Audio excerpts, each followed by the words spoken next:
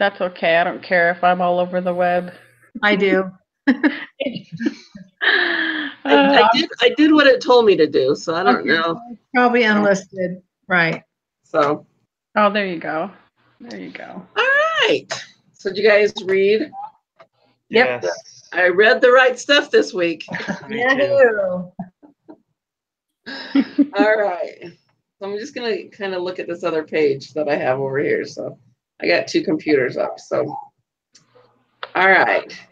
So they want me to ask you what's the sexual harassment law before we start the case. What do you guys think? What's some background on sexual harassment or what you understand about it? Is it like those 2 different types they're talking about? Yeah. Okay. Yeah. So there's the one where they threaten the job. If you don't comply, then you could be in danger of losing your job. What was that called? That's quid pro quo. Yes. Yeah.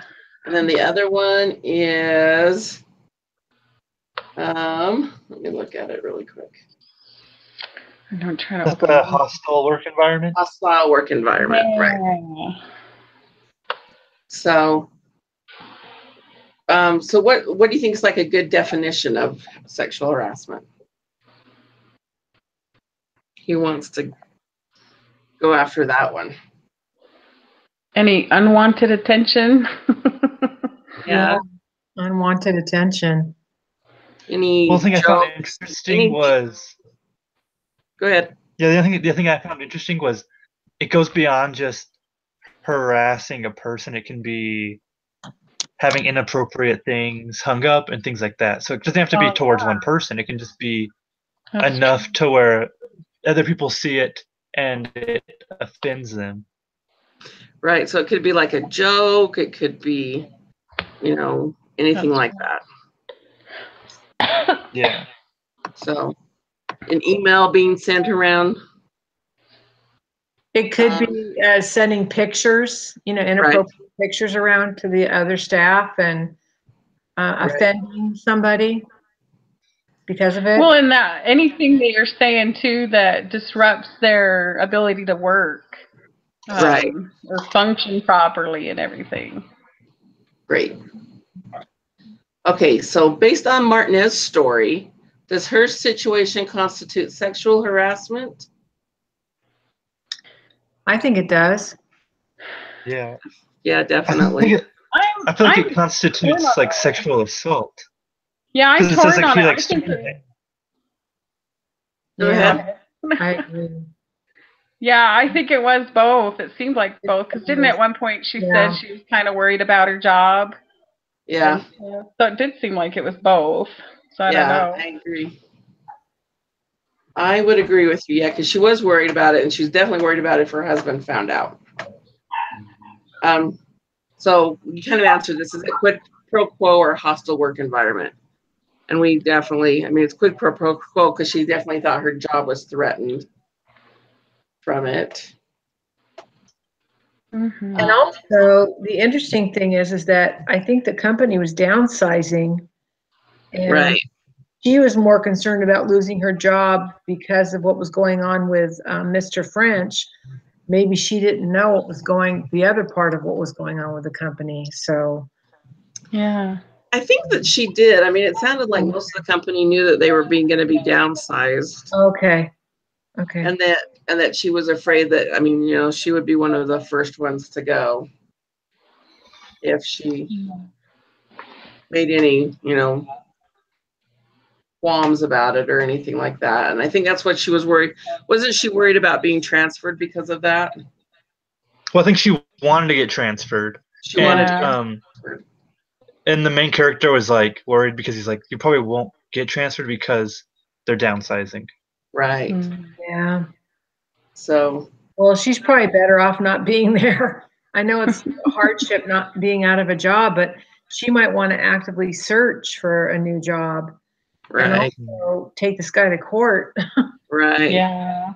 Which is, it's sad. You shouldn't have to look for a new job because you're being harassed. Yeah. So. Well, yeah, you're right about that. So from the reading, The note on sexual harassment, do you think DaCosta, who was the HR guy or the new employee, got accurate advice when he called the council's office? Was it accurate advice? Is that what you're asking? Yeah. Do you feel like it was accurate advice? From the attorneys, I would say yes. Right? When they said to talk to the EEO office? Yeah. The EEO office. That he needed to call the EEO office immediately. Yeah. You think that was accurate advice? And then why?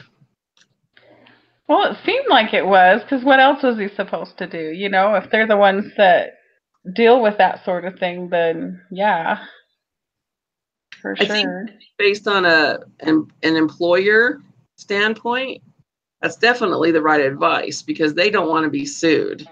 Mm-hmm. And they want to get it taken care of as soon as they can and stop whatever's happening. So, okay, so why might a lawyer representing the company insist on instituting a formal investigate, oh goodness, I can't say it, investigatory process? Investigatory process. I think it is like the council said, just to kind of cover them. They don't want to. They don't want it to come out in court that they knew that this was happening and they allowed it. Right. So it was more they didn't stop it or prevent it in any way. Yeah. I agree. So that is what could happen, and he could also lose his job, and his reputation will be. Ooh, he may find it hard. Like he could go as well, right? Kind of like being a acquaintance, kind of like an accessory, kind of almost knowing without. Exactly. Like he could get in trouble too. It would destroy his professional career, pretty much. Right. Good. I agree. So, let's see. So it says, how would you evaluate Jack DaCosta's opinion at this point? What do you think he should do? At the end of what we read about, what do you think he should do? So, should he call the EEO office, or should he just not do anything at all? So how would it be for him to talk to her? What's that? How would it be for him to talk to her? He already did talk to her, but the problem is he left it open-ended. They walked away from the conversation, and what he really should have done is told her, let's call together. How about that? What do you think? I mean, that's what I would want to do, is call together. So my whole question with this and reading it, I was wondering, because there was the other things and stuff to read for the week as well, and they're talking about how every company should have policies in place and there should be training on it, but it doesn't seem like he really knew what to do. It doesn't seem like there had been training. Right. I don't know, maybe they had, but I don't know. It seems like there should be clean-cut policies in place. Exactly. I agree. I was like, why are you calling lawyers? You should know exactly what to do. Right. Anyways. But how new was he? Yeah, that's true. I don't. And normally, to be honest with you, in a company environment, usually the first thing that I will do, I'll call an attorney first before I make any decisions, especially when it's this serious, this nature. I would definitely want to get guidance and direction from somebody that's an attorney first before I take any other steps. Mm-hmm. And that's normal practice, to be honest with you. We call HR professionals and HR attorneys, not every single day, but whenever there's something that comes up that's very unfortunate, like this situation, we would definitely call an attorney first and then proceed as follows. Because the reason why we do that is because you think of the worst case scenario where it's going to go to court. So therefore, you want to dot your I's and cross your T's. Yeah. To protect yourself and protect the company. Yeah, makes Not, sense. not the villain, but the company. Right, makes sense. So, okay, so Joy, so for the students who say to report, ask what they will ask them. Okay, what will they explain to Julia Martinez about their decision? Are they willing to get her fired over this? You mean, would I want to get her fired over this? Yeah, because wonder if she gets fired over this. I don't. Gosh, if the company fired her over this incident, that would be that would not be a good thing for the company to do. Right. Yeah. And if the EEO, is that what they call it? Yeah. If they got involved, that definitely would not happen.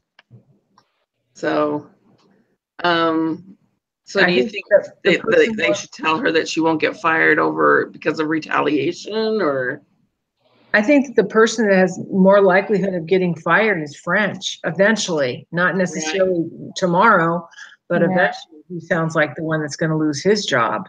Hopefully. So does filing a claim prevent her from being fired? From ever being fired? No, not necessarily. It depends on her work performance. Okay. Whether she keeps her job or loses it, it all has to do with her performance, or it should be. Well, it comes down to she shouldn't have to put up with that. Nobody should. No. You know, they need to put a stop to it. If it has to go through the different proper channels, then by all means, you know, if somebody's weird, it actually makes her lose her job, then that's bad. But at least maybe she can have a little bit more of her self-dignity back by saying, no, don't do this. This isn't right. But right. So for students, so none of us thought that she shouldn't, or that they shouldn't do anything. So we're going to have to just kind of pretend, I guess. Let's see. It's okay if you ask that. I'll change my. Does he owe you can pretend ethical duty if she feels unable to stick up for herself? Say that one more time. Acosta? I mean, should he do anything? Does he owe any duty to the company? Should he stick up for her? Should he maybe watch it more? What do you think he should do if he doesn't report it? If he doesn't report it? Right. Well, we can just go back to what was the side note that was mentioned, or the attorney had mentioned, or somebody had mentioned to him. I don't know where it said, somewhere along the way. It said that if he doesn't report it and it ends up in court, it could be a really, really awful scenario for him and the company. Okay, so if we were to call the EEO, what would we say? So if you were DaCosta, what would you guys say? Danon, what would you say? That's what I'm trying to think, because when you first read the beginning, you're just like, yeah, definitely call. But then when she's like, no, don't call, and like, you kind of have a conflict of, well, is this what she wants? Like, is this going to be what's best for her, or am I protecting myself, or am I protecting her? But what I would say to them, I guess, would be, I think you would leave names out. I don't know, because you don't want to put her in a position that she's not ready for. I mean, maybe she waits a week or so and just prepare herself more. And I wouldn't want to be the one that kind of all of a sudden surprises her with this call and this investigation, and she just isn't emotionally ready or anything like that. So I don't know what I would say to them. Yeah, because where is that line about like violating somebody's privacy? Yeah. Right. Well, because they could come and they could investigate, and she could deny everything. Mm-hmm. If she's not ready to talk to someone. Well, just like Danon said, he could refuse to say the name because the person, the victim doesn't want but that doesn't necessarily mean that he should not do it. You know, sometimes the Right. things that are hard, but they're the right thing to do. And, you know, I would say it in this way. Do I want to sleep at night? I mean, because I would be sitting in bed awake every night if I didn't do anything at all. It would be me to sleep. Right. Because I you agree. don't know what the next move this guy's going to make. I mean, if he Right. did what he did to her, you know, upper body, and he could do. Yeah, he could definitely take it to the next level. Yeah, when nobody's around. Well, and like that guy said too, he doesn't know if that means he's been messing with other girls as well. Who knows? Right. That's right. So, okay, so we're supposed to come up with a sexual harassment policy. Oh, wow. Yeah. So security cameras everywhere. No. Everywhere, everybody wears a body cam. No, that's hard. I was thinking about that earlier. Like, what would you do? How could you put things in place without violating everybody's privacy in the office? How do you do that? I'm really at a loss. I'm not sure how you can keep things, right. So the privacy kind of thing. So here are the things we have to think about: potential victim of harassment, the accused harasser, the bystander, and the legal counsel. So, and then it says, given your assigned role, so where are you supposed to take one of those? Identify the most important things you want to see the new policy and procedures at your organization for formulating the governed sexual harassment issues.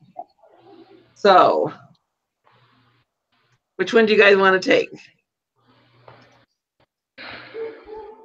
Well, okay, so if I took potential victim of harassment, I would choose what it is that I want to have in place as a policy. That's what you're saying? Okay. Yeah. Okay, I'll be potential victim of harassment. Okay. I'll be accused harasser. So there's bystander and legal counsel. I'll do the legal counsel. Not saying, I'm not implying anything here. No. Okay, Damien, you're bystander. So, Custody. Potential victim of harassment. What would you like to see in place? It would be nice to know that if something did happen to anybody, myself, anybody, it'd be nice to know that there was a way to put the information out there without necessarily directing it directly towards myself, you know, that there is some sort of privacy there where I can say, hey, this happened, but can you keep my name off of any stuff but still investigate? So I don't know if that's possible. But we can dream up anything. Yeah, we can dream up anything, right? Yeah. Anything goes. It's our policy, so. Yeah, just knowing that you can reach out, but not necessarily, have everything about you disclosed. Right. Anyways, that's the best I can think of. Okay. So, as an accused harasser, I would want to make sure that people, gosh, this is such a prevalent thing out in the world right now. And I kind of feel bad for some of the people because I'm like, gosh, wonder if they're innocent. Right. So, wonder if these women are just, wanting their 15 minutes of fame or whatever. Or money. Yeah. Yeah. So I think I would definitely want it to be someone who's, someone who's like not a bystander, but someone who's an outsider come in and look at it, I guess, and make sure that so they don't have feelings towards either one of us either way. Does that make sense? So it seems like it's very fair and very legal and stuff like that, because I wouldn't want to be assumed guilty before it happened. Makes sense. That's tough. yeah, it is tough because I would hate to be accused. You know, I've told this story several times about sexual harassment because you have to be very careful with sexual harassment because you just don't know what people are going to consider sexual harassment and not. Because in one of my previous jobs, I had a gentleman who a couple of the girls thought were kind of creepy. And I mean, he was nice. He was kind of odd, but a girl was walking backwards and he put his hand up to stop her because he was right there. So he touched her back and she was very, very furious that he touched her. And so she came to the office and was saying stuff about it. And I was like, you know, and when I pulled him in, he was just like, she was going to run into me. I just prevented her from running into me. And so, you know, so it's hard because, and I think it was a combination of both because they felt he was creepy and he touched them, but he didn't mean to do it in any sort of kind of sexual sort of way. And so we had a discussion of making sure you just don't touch anyone. You know, and I mean, I felt like it was a very innocent touch on his part, but I also understood their part where they felt like he was, you know, he touched them and they don't want him touching them. So it's the way they perceive it. It can be very, you know, I mean, he definitely should not have been fired over that. He definitely not, you know, I mean, I don't think he purposely, you know, did anything. So, and she admitted that she was walking backwards. So, you know, it's not like, I don't know. So you have to be careful and not just automatically assume, because the one girl was pretty adamant that she didn't want him working with her anymore. And I was like, wait, he didn't do anything wrong. So you have to be careful. So, yeah. Gosh. All right, Dean, you're up. So what part do I have? You have the bystander. The bystander? What do you think like sexual harassment policy would be for a bystander? Or what protection, or what do you think, you know, like, should they have to report it? What rules or things do you think they should have to have? Yeah, I think they should kind of like have almost like a hotline. I mean, you should be able to have the choice of being involved in it. Maybe not so much, you might be required to say something, but to be able to remain anonymous, at least for the beginning part. Because there's nothing worse probably than accusing someone of sexual harassment as a bystander and then it turning out to be a complete misunderstanding on just your part. Like maybe the person that you think is getting sexual harassed and that the person getting accused have like some sort of a joke between each other, something like that. And so between them it's fine, but then you see that from a third person and you think it's wrong. And so that whole reporting them and them being fine with it, but then having this like knowing that having everybody know that it's you kind of would put a strain on relationships, right? Especially if there's no guilty person, and it's just you having a misunderstanding. It can kind of ruin trust sometimes. Yeah. So just something to, I guess, to be able to point it out, but to remain anonymous. I agree. Makes sense. All right, Joy, you're up. Okay, taking notes. All right. Obviously, the company needs a very, I would say, detailed and broad sexual harassment policy. And they need a situation where each employee is trained in sexual harassment and they actually sign a document stating that they've been trained. And the sexual harassment training should be on an annual basis. Also, regarding the detailed sexual harassment policy, each individual employee needs to sign a sexual harassment policy, and also the sexual harassment policy will be in the employee handbook.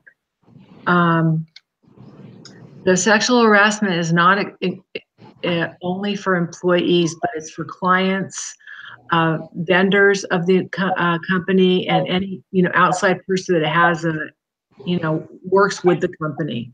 It's not necessarily just employees.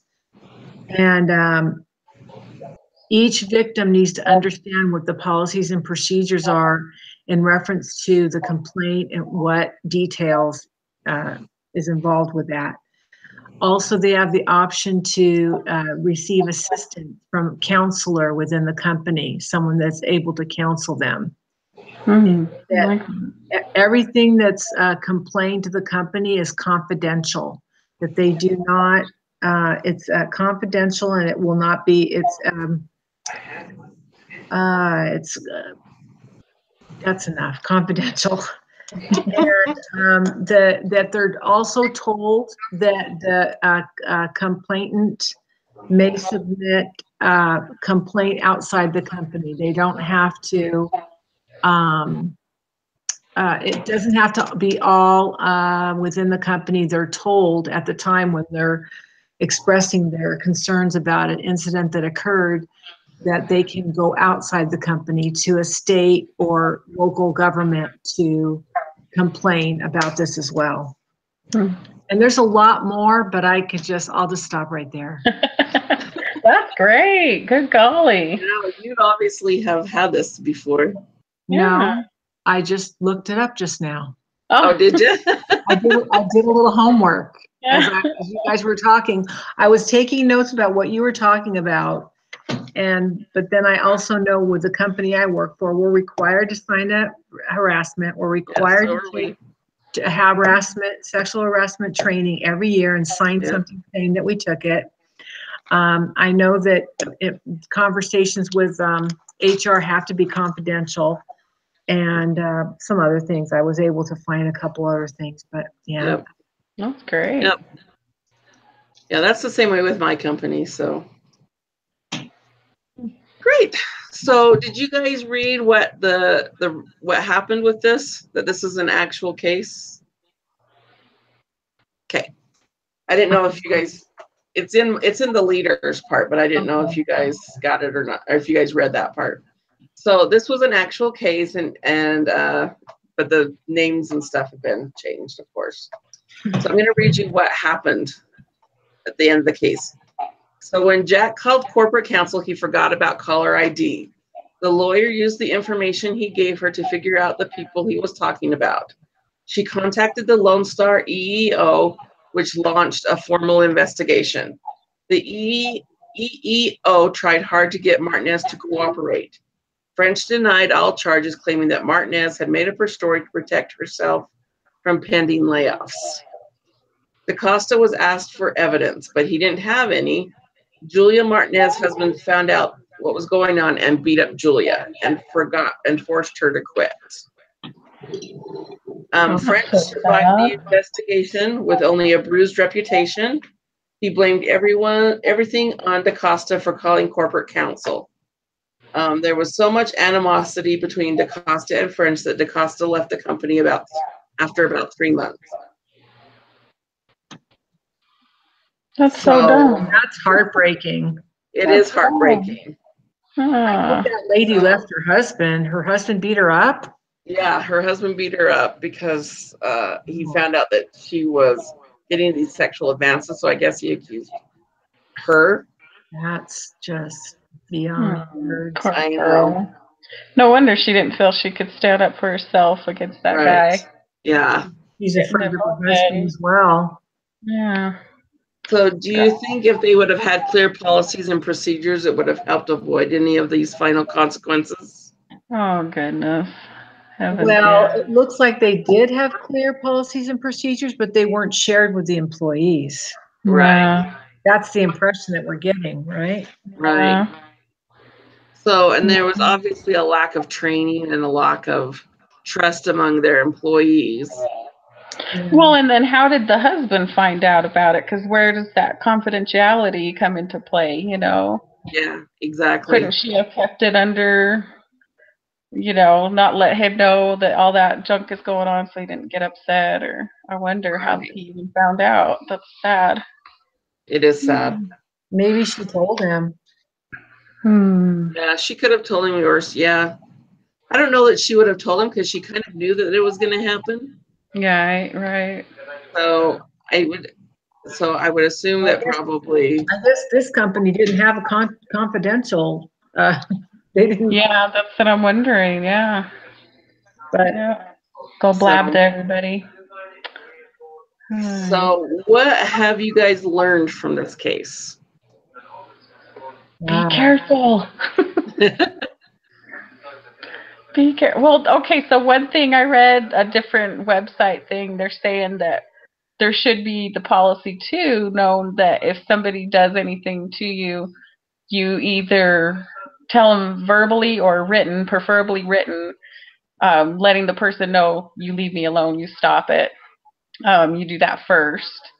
And then you have that proof of I let this person know to leave me alone. So that's one thing I learned, and I read that from a different source and thing, just first addressing that person. But this girl probably didn't have that bit of backbone or something to be able to do that. Just scared. Right.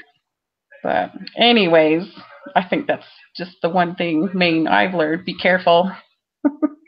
And tell the person knock it off, and or I'm gonna do something about it, and yes I will, and yeah, you can't threaten me, that kind of thing. Anywho. Joy? Could you ask the question again? I'm sorry. Just what was one of the most important things you learned from this case? Well, after you read the decisions that were made, the importance of employee training. Mm-hmm. I mean, that stuck out like a sore thumb. Oh, yeah. And that most companies, including, I would say most companies, have a no tolerance policy for sexual harassment. Yeah. So. Yeah. It's kind of sad. And then Danon? So, like, I guess in the aspect of an employee, it would be just be considerate, like play it safe. If you think something's borderline or something, then just like keep it to yourself, or just keep it to. Just don't share it with a big audience. Don't. I think it's pretty common. It's pretty much common sense. Like, don't have like inappropriate pictures and things like that where other people can see it, and just be considerate of those around you. Even if you are just working with all guys in like some sort of a shop or something, like just always be considerate.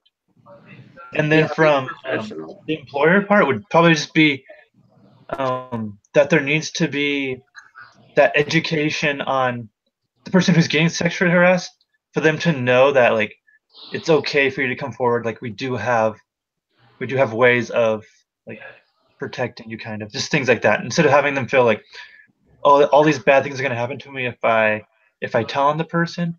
Because if you're able to get them to where they're comfortable, then you can, like in this case, they probably could have, if she would have come forward earlier and like known that she was gonna like have the company on her side, they probably could have maybe had a little more ease of finding that evidence towards the guy, instead of kind of it all being sprung on her.